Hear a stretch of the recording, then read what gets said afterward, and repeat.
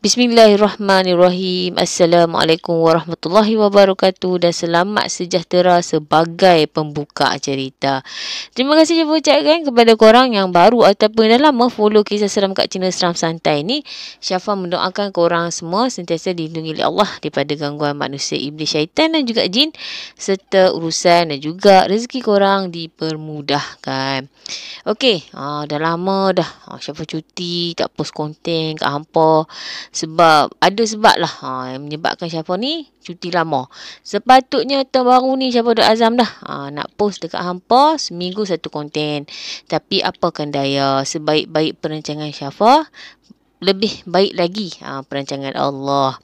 Okey, kali ni sebab lama sangat Syafa cuti, Syafa nak kongsikan dengan hampa pengalaman Syafa. Syafa ni kalau kata pengalaman seram, Syafa memang nak kongsi dengan hampa. Tapi kalau berkaitan dengan gangguan sihir, gangguan makhluk halus yang Syafa alami ni, Syafa jarang nak kongsi dengan orang lain. Tapi Syafa rasa dah lama dah. Lama sangat dah Syafa duk simpan. Jadi Syafa rasa Syafa nak kongsi lah dengan hampa pengalaman Syafa yang mana Syafa mula mengalami gangguan makhluk halus dan juga gangguan sihir ni bukanlah selalu hampa. Tapi Syafa ni dia boleh dikatakan dihantar ataupun gangguan-gangguan tu dihantar oleh individu yang sama. Yang mana individu ni yang Syafa akan gelarkan hamba Allah lah sepanjang Syafa cerita kat hampa ni. Dan Syafa minta izin kat hampa lah. Syafa nak cerita kat hampa kali ni guna lorat utara. Sebab Syafa rasa Syafa lebih selesa nak cerita pengalaman Syafa ni guna lorat utara. Okey, kisah dia macam ni. Hamba Allah ni dia masuk dalam keluarga Syafa kiranya selepas dia berkahwin dengan abang Syafa lah. Jadi hampa tahulah hamba Allah ni kedudukan dia dalam family Syafa ni macam mana. Jadi dia ni kalau kata pada permulaannya semua elok lah. Sampai makin lama bila ada kejadian-kejadian pelik yang berlaku tu, kami Syafa dengan mak Syafa ni kami mula syak lah. Dan kalau nak cerita kat hampa, punca kenapa hubungan Syafa dengan abang Syafa dan juga hamba Allah ni orang kata renggang, panjang. Satu video ni tak cukup, panjang sangat. Tapi Syafa akan cerita kat apa poin-poin yang menyebabkan Syafa ni dan mak Syafa ni renggang, jarakkan hubungan kami dengan hamba Allah tu dan juga suami dia. Dia macam ni hampa. Masa mula-mula kahwin tu tak ada masalah apa-apa. Tapi bila dah kahwin dan Syafa dengan mak Syafa ni pun mengalami gangguan. Bila kami call, macam mak Syafa dia call anak dia, nanti malam mesti dia mimpi bukan-bukan.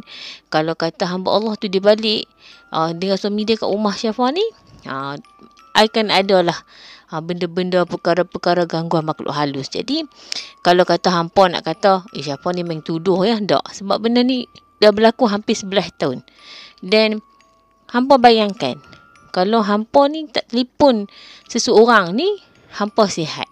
Tapi bila hampa telefon seseorang ni, sagi malam hampa tidur, hampa mimpi benda yang bukan-bukan. Lebih kurang macam tu lah yang Syafa dengan mak Syafa alami. Sampaikan kami ni memang tak hubungi dalam setahun tu, boleh kira dengan jari saja. Kami ni berapa kali je kami ni berhubung. Kalau selalunya mereka akan berhubung mak Syafa ni sebab nak ucap-ucap birthday mak Syafa lah. Itu pun hujung tahun. Dan selalunya tak lah. Sebab kalau kata kami Syafa call je dia punya suami, abang Syafa dia memanglah sagi malam mimpi bukan-bukan, baik tak payah duk call lah kan, macam tu kan.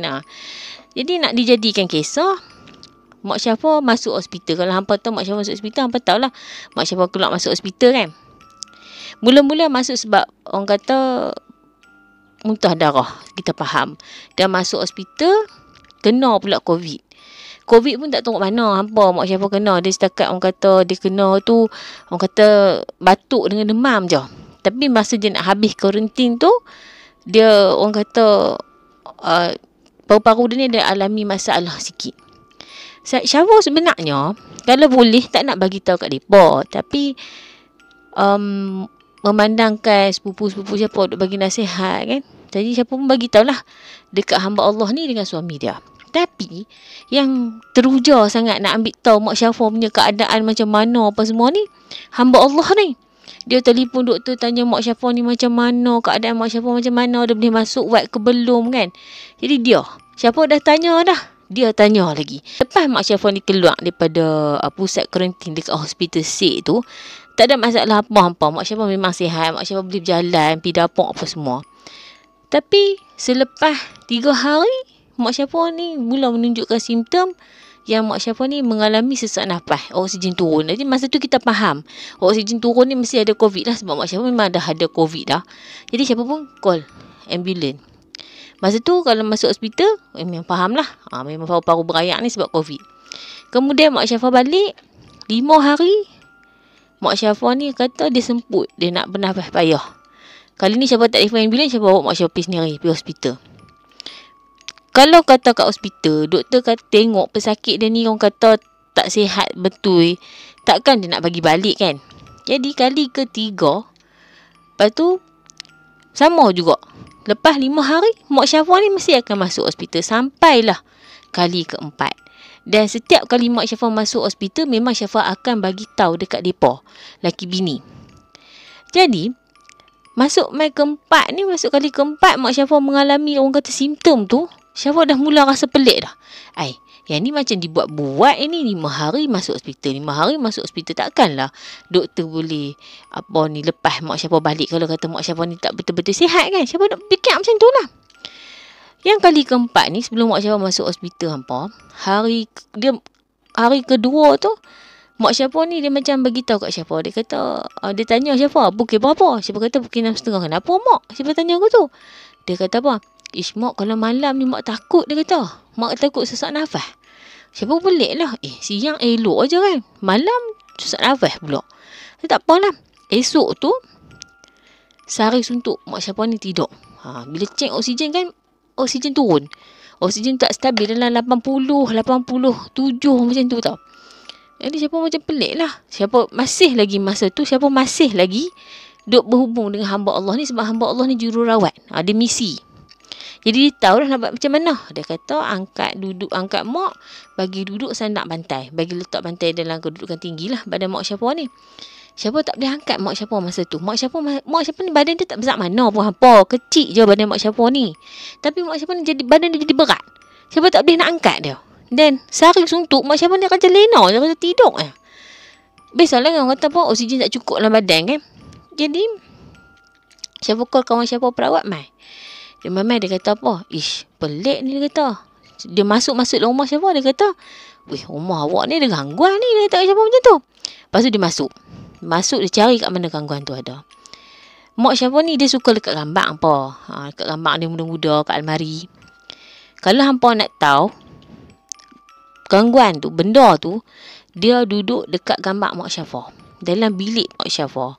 Jadi masa Syafah ikut kawan Syafah tu pergi cari kat mana benda tu, mata dekat gambar tu bergerak. Kiranya dia tu duduk gambar, benda tu duduk kat situ lah. Jadi kawan Syafah pun ambil benda tu, dia buatlah cara dia. Mak turun bawah tengok, Mak Syafah pun nampak makin elok. Oksigen pun makin okey. Tak apalah. Kita ingat takat tu saja, tak tahulah. Mungkin Mak Syafah ni dipantau. Dipantau oleh penyihir tu, orang yang buat sihir ni.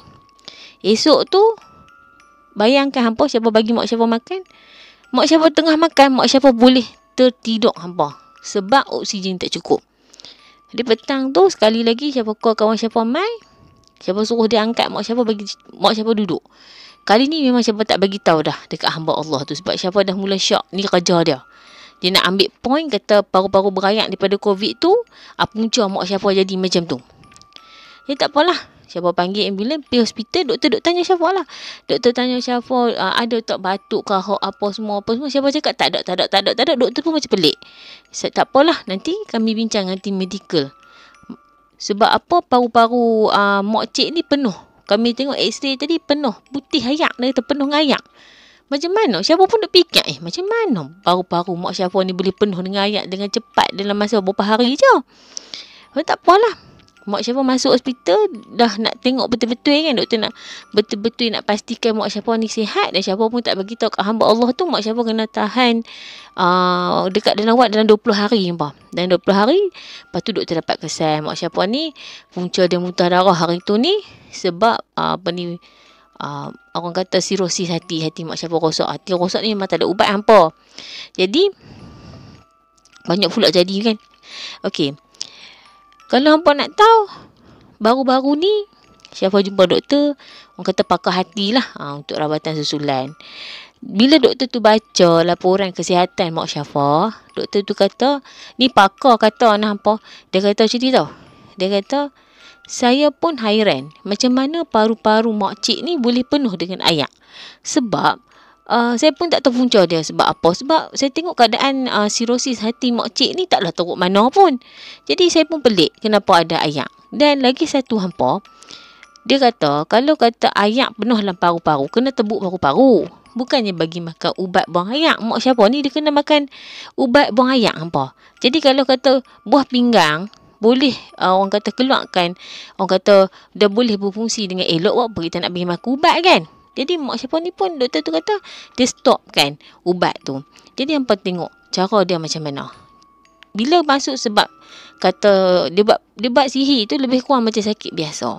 Tapi badan kita tak sakit macam tu. Tapi sebab sihir yang menyebabkan badan kita jumpa doktor. Doktor kata sakit apa, contoh macam Mak Syafa ayak bertakung, dia doktor bagi makan ubat ayak, suruh buang ayak. Padahal Mak Syafa ni boleh orang kata buang ayak sendiri kan, buang ayak kecil sendiri. Jadi kalau kata doktor tu kata, kalau kata Mak Syafa ni doktor terus makan ubat tu boleh menyebabkan buah pinggang rosak. Dan sekarang ni Mak Syafa ni tak boleh berjalan.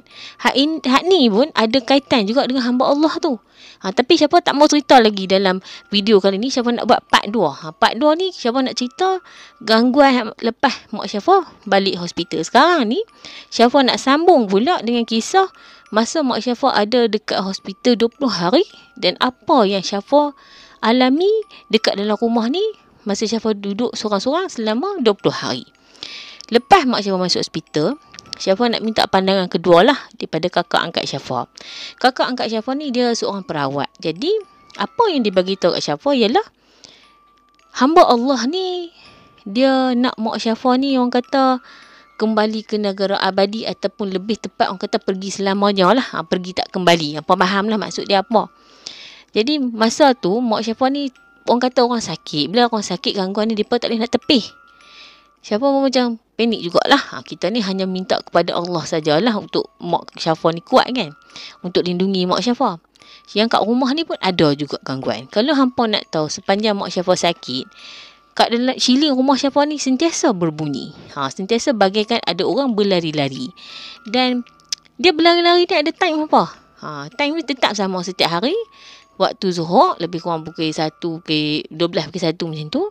Waktu asar dengan waktu maghrib. Dia ada time. Kalau time-time macam tu mesti akan ada bunyi orang duk boleh lari atas siling rumah Syafa. Jadi Syafa pun ambil lah. Orang cakap ambil keputusan untuk baca manzil malam tu. Sajalah kita nak baca manzil kan. Kalau kata ada apa-apa benda yang kata tak elok ke gangguan ke apa yang sesat masuk dalam rumah kita ni, bila dia dengar kita baca manzil ni, kita boleh lah benda tu lari keluar. Syafa pun baca manzil lepas isyak. Baca hampa.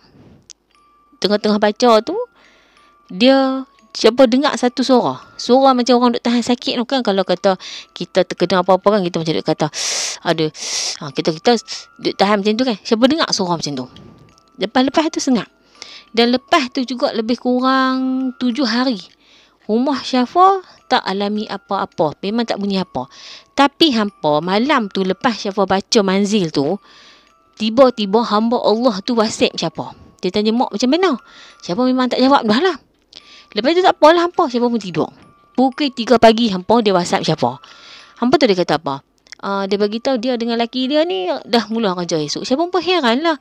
Pukul 3 pagi dia WhatsApp Syafa sebab dia nak bagi tahu dia dengan laki dia kerja. Syafa tak tanya pun. Tu yang Syafa macam pelik kan. Dia tak apalah. Mungkin orang dia kata Syafa rasa mungkin dia nak balas dendam kat Syafa kot kan. Syafa ni tiba-tiba teringin nak makan nasi rabu. Jadi Syafa ni ada GERD, ada gastrik. Siapa yang ada GERD, ada gastrik ni orang kata kalau nasi rabu ni nak makan ni orang kata mencari masalah lah, mengundang simptom. Tapi Syafa ni sepanjang Syafa ada GERD, ada gastrik, memang Syafa tak makan sebarangan. Syafa makan memang Syafa pilih lah supaya tak ada simptom yang menyerang Syafa. Selalunya Syafa memang sebelum ni Syafa dah pernah makan nasi rabu. Kiranya perut Syafa boleh terima lah nasi rabu tu. Tapi hari tu Syafa makan, pagi tu okey. Bila mai ke sebelah petang hampa, dia mula tunjuk simptom. Yang mana Syafa mula rasa macam perut Syafa ni pedih dan juga berangin lepas asap. Lepas tu kan, dia naik pula dah. Rasa tegang dekat urat leher sampailah ke urat ni, rahang ni. Dia selalunya, kalau kata orang ada GERD, dia kalau nak alami benda ni, dia campur dengan anxiety tanpa tak cukup rehat. Kalau kata dia ni, orang kata tak, makan tak ikut time, stres. Jadi dia akan jadi macam tu. Sebab siapa jarang nak jadi macam tu. Jadi siapa pun pelik. Pasal apa siapa makan nasi kerabu tiba-tiba jadi macam tu kan. Selalunya pedih perut je. Tak ada lah sampai tahap nak jadi macam tu. Malam tu hampa tak boleh tidur. Selalunya kita kalau sakit ni kita nak baring, kita nak rehat. Hampa pun samalah kalau hampa sakit hampa nak baring kan. Siapa nak baring hampa tak boleh. Siapa berdiri berjalan pun tak boleh. Siapa tidur atas kursi tak boleh. Sebab serbi tak kena lah malam tu dah. Siapa duduk sorang-sorang. Jadi tak apalah. Pimai tak boleh tidur. Tertidur sendirilah. Lebih kurang 3:30 pagi macam tu. Esok tu siapa rasa nak pergi klinik lah. Sebab siapa takut malam siapa tak boleh tidur. Keluar nak pergi klinik hampa. Terus macam orang kata tak ada rasa apa. Pergi klinik hampa tahu tak doktor kata buat siapa. Sebenarnya cik ni nak ubat apa ni. Sebab siapa pergi sana tak ada simptom loya. Tak ada simptom rasa angin. Tak ada rasa apa. Simptom pedih perut pun tak ada. Siapa pun pelik lah. Tak apalah doktor. Siapa kata kat doktor. Bagi ubat angin sudahlah kat saya. Siapa cakap macam tu. Balik tu. Siapa beli itulah ubat orang duk makan tu. Ubat putih tu. Dekat farmasi. Malam tu lepas makan. Siapa terus makan ubat putih tu. Terus siapa tidur. Bila siapa tidur. Tak ada apa masalah lah. Sepatutnya dah malam tak ada masalah apa-apa. Hari yang seterusnya ni. Orang cakap memang baik terus lah. Rupa-rupanya tak salah hampa.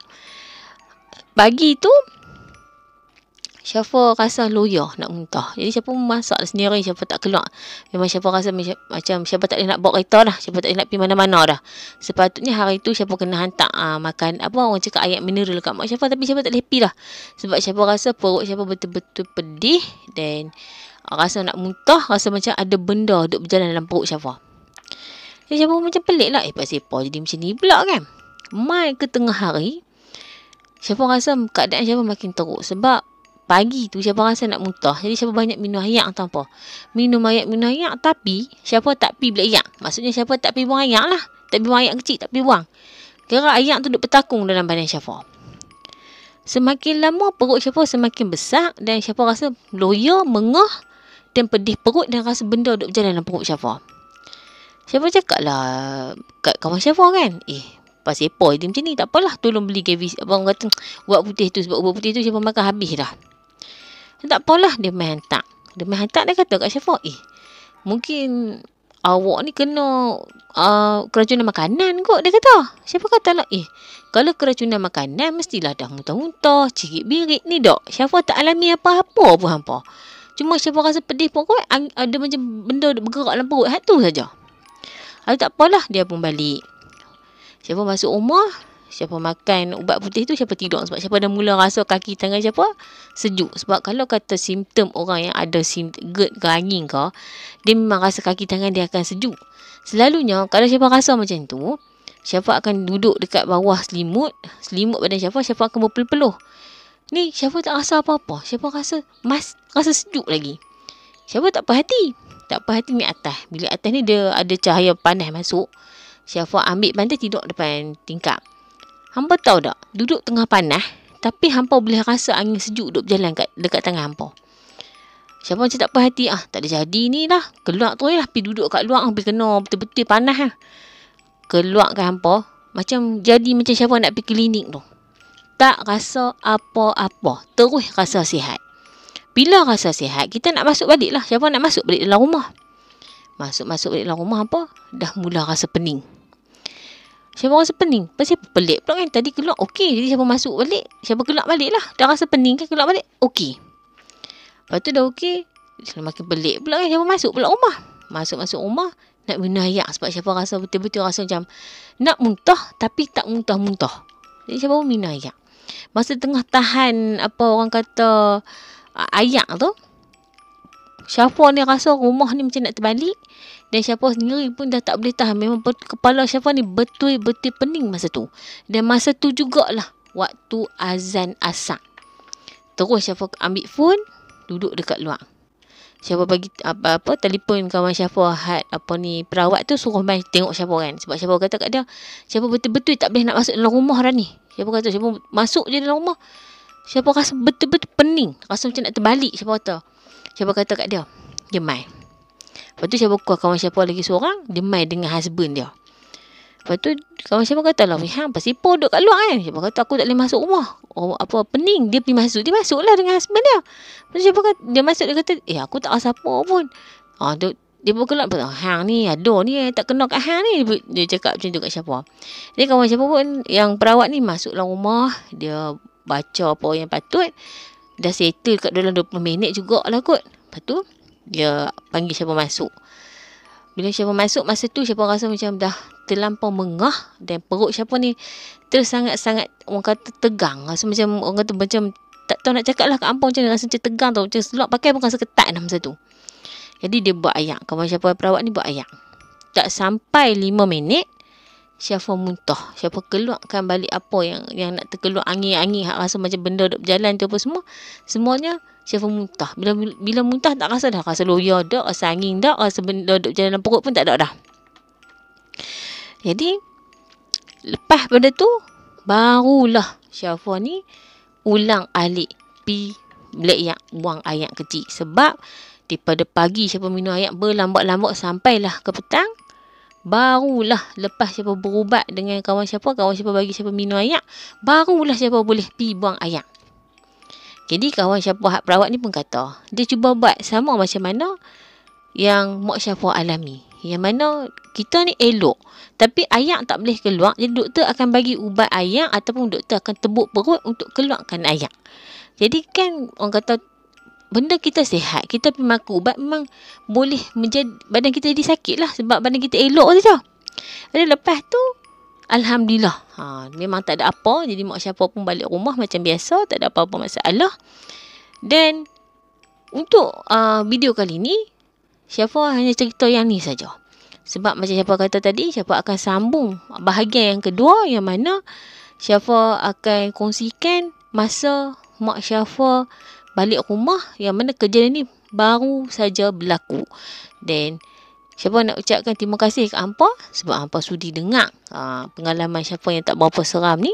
Semoga hampa semua dilindungi oleh Allah daripada gangguan manusia, iblis, syaitan dan juga jin, serta urusan korang pula, urusan hampa dipermudahkan.